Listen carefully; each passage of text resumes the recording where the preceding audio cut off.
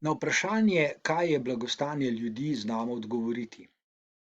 Odgovoriti znamo, ker vemo, kateri so dejavniki, ki prispevajo k blagostanju, in vemo, kateri so dejavniki, ki ga krnijo. Odgovoriti znamo tudi, ker lahko dejavnike merimo. V knjigi, ki je izšla nedavno, njena naslovnica je na zaslonu, najdemo številne študije in raziskave z vsega sveta, ki nam povedo, kako ljudje doživljajo blagostanje oziroma srečo in kako oboje merimo. Osnovna drža za razumevanje blagostanja je pravzaprav preprosta. Ljudje lahko ugotavljamo, kako dobro gre življenju, kako dobro gre nam, kako dobro gre drugim ljudem, ali pa ravno nasprotno, ugotavljamo, kaj vse ne gre, kaj vse ne teče, v čem smo slabi, česa ne znamo, v čem so slabi drugi ljudje, kaj vse gre narobe, kaj vse bi lahko šlo narobe, lahko smo pesimistični ali celo katastrofični. Iz te drže zlahka preidemo k trem osnovnim razsežnostim blagostanja ali sreče ljudi. Prvič, ugotavljamo, ali imajo ljudje nekoga, na katerega se lahko zanesejo, zlasti v slabih časih.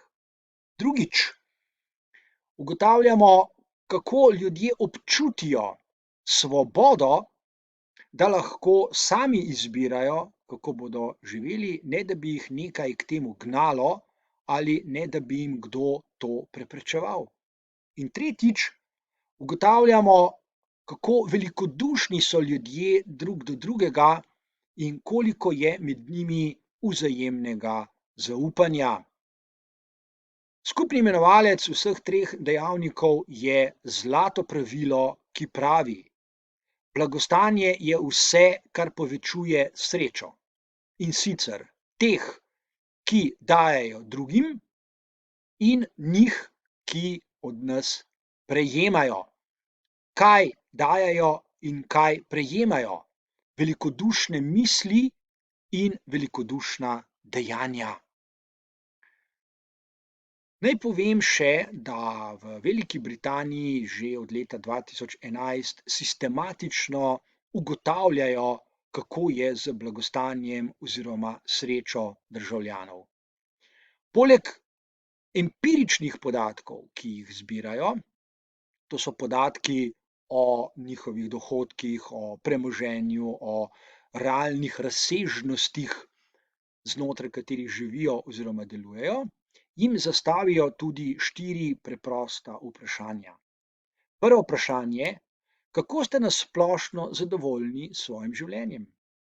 Drugo vprašanje: koliko je to, kar počnete v svojem življenju, za vas vredno? Tretje vprašanje: kako srečnega ste se počutili včeraj? In zadnje vprašanje: kako tesnobni oziroma anksiozni ste bili včeraj? Ljudje na vprašanja odgovarjajo tako, da obkrožijo številko od 0 do 10. Na tej lestvici 0 pomeni nič oziroma ne obstaja, in 10 pomeni popolnoma oziroma v celoti. Odgovori na ta vprašanja nam postrežejo neposredno z vpogledom, kako ljudje čutijo blagostanje oziroma srečo, in če njihove odgovore povežemo z podatki o objektivnih okoliščinah, v katerih živijo, potem imamo dober vpogled, kaj je blagostanje oziroma sreča ljudi.